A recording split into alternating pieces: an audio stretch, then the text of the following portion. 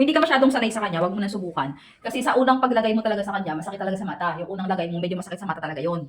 Pero pag tumagal-tagal na at nasanay ka na, maa-adapt na ng mata mo. Napakaganda sa pakiramdam.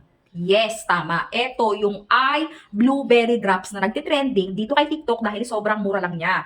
At talaga naman, kahit papaano, yung mga normally na naranasan natin na pag, alam mo yun, yung pabantay sa gadget o kaya galing tayo sa labas, maalikabok, yung may mga abo-abo something, ayan, talagang highly recommended ko siya. Kasi ang lamig sa mata, ang ganda sa pakiramdam. Pero yung first time nalagay ko, ha, sakit talaga sa mata, babe. Yung first time nalagay ko, ang sakit sa mata, sobra. Pero ito, naaano ko na siya. Nagugustuhan ko na siya. Yan. Pag makati yung mata ko, ito lang nilalagay ko. Di ba? Gusto mo na ganyan. Siyempre, hindi ka magkakaroon pag di ka nag-check out. I-try mo lang. Check out mo na. Check out mo na. Tapos eto pala, Bebs, laging sold out to. So tingnan mo lang, hindi na ako sigurado kung meron pa. Ito yung mismong link niya, tingnan mo lang din kung meron pa dyan. Pero pag na-sold out na, mag-antay ka na lang kung kailan magkakastock. Oh. Di ba?